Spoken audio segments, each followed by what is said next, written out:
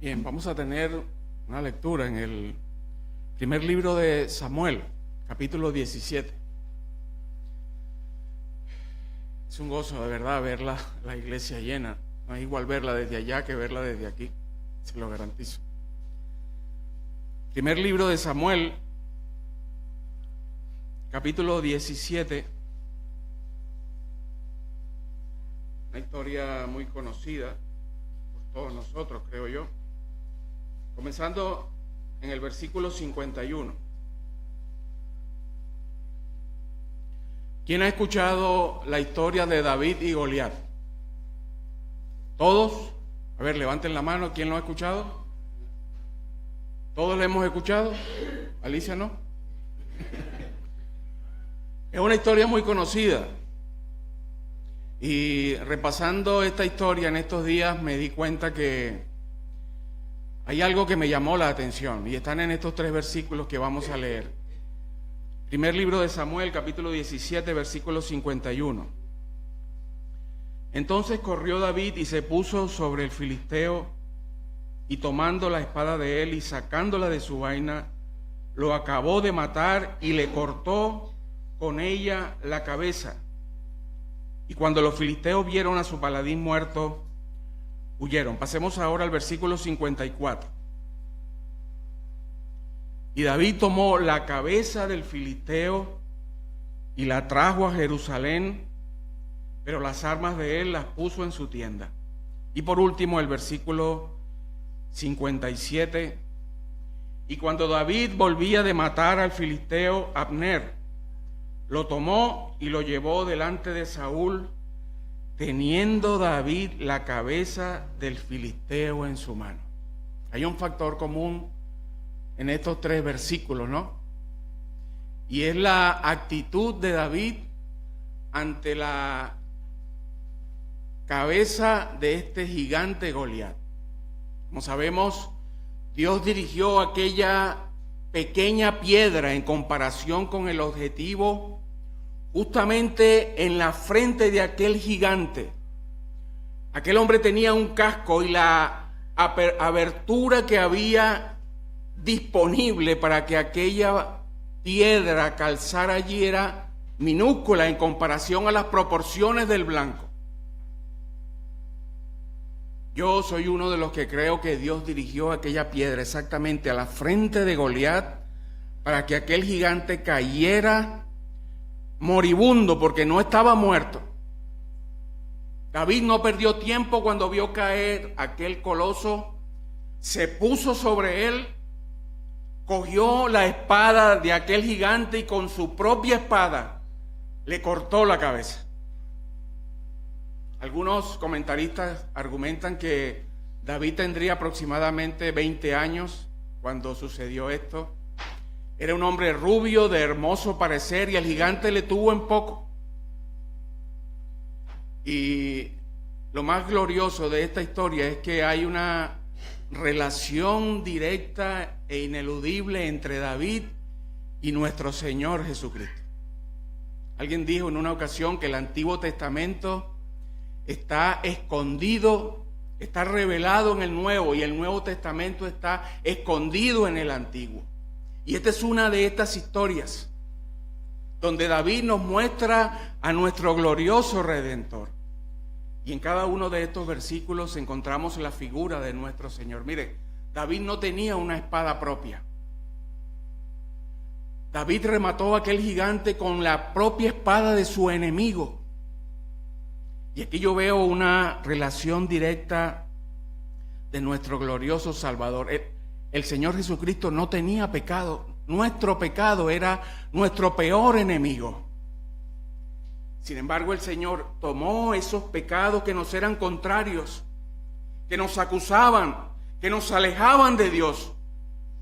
Aunque Él nunca cometió pecado, Él hizo nuestros pecados, tus pecados y mis pecados los hizo suyos.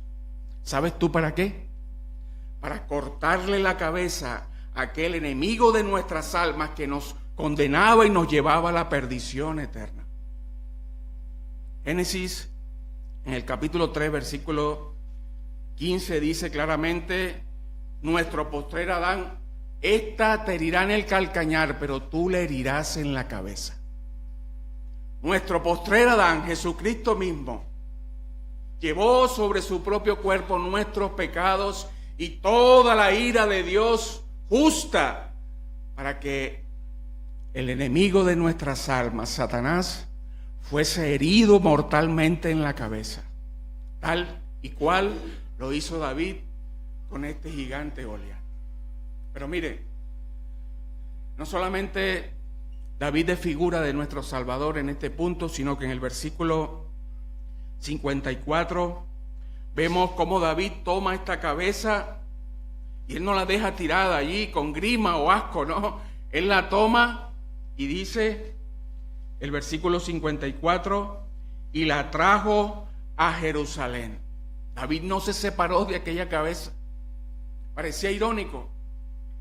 Él no estaba haciendo alarde, él estaba dando un mensaje, él no estaba haciendo vanagloria propia, él estaba dando un mensaje a sus enemigos. En el versículo, en primer libro de Samuel, el capítulo 17, versículo 51, ahí estaban otros enemigos de la casa de Israel, y eran los jebuseos.